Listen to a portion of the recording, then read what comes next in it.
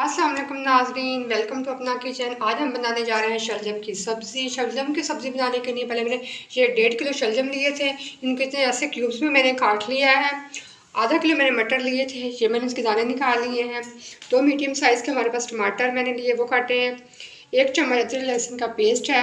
ये 10 से 12 हरी मिर्च इनको मैंने मोटा मोटा काट लिया है और एक बड़ी प्याज ली है। चलिए ये रेसिपी शुरू करते हैं। 1 कप ऑयल मैंने गर्म होने के लिए रख दिया था। ऑयल मेरा तकरीबन गर्म हो गया है। एक बड़ी प्याज हम इसके अंदर डाल देंगे।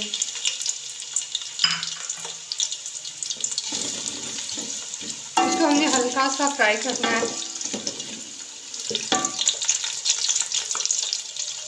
प्याज को हमने हल्का सा फ्राई कर लिया। अब इसके अंदर हम कुछ मसाले डाल देंगे। 1 खाने का चम्मच पिसा हुआ है कुछ धनिया है। ये 2 खाने के चम्मच में सूरज मिर्च डालूंगी।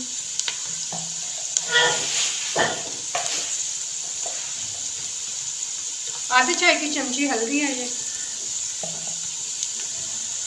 और 1 खाने का चम्मच ही मैं नमक डालूंगी। हाँ, कम या ज़्यादा अपने हिसाब से डाल लें। इसके अंदर हम थोड़ा सा पानी डाल देंगे।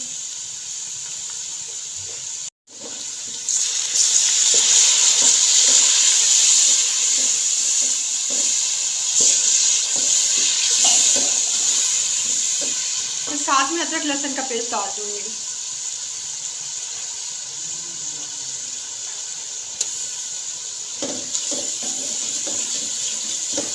इसको हम थोड़ा सा भून लेंगे। अब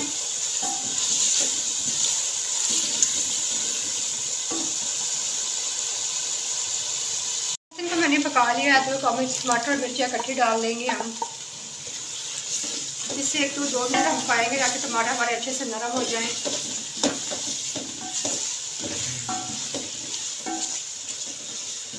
हमारा अच्छा सा मसाला रेडी हो गया है। अब इसके अंदर मैं ये शलजम डाल दूँगी। मैंने जो मोटे मोटे क्यूब्स में काटा है उनको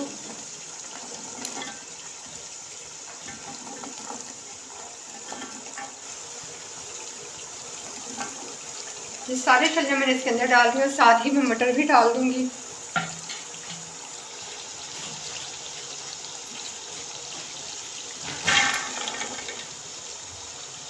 देखें ग्रीन और वाइट का कॉम्बिनेशन। हमें अच्छे से मिक्स कर लेना है।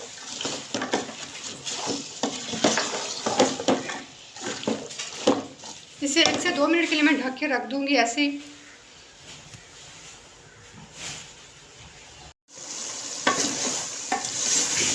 एक से 2 मिनट पकते भी हो गए। शलजम हमारे अभी कच्चे हैं, अभी हमें इसको मज़ीद पकाना है। इसको पकते हुए 1-2 मिनट हो गए हैं।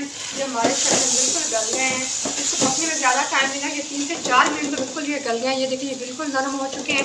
ये हमारे बिल्कुल रेडी है। इसके अंदर डाल देंगे हरा धनिया।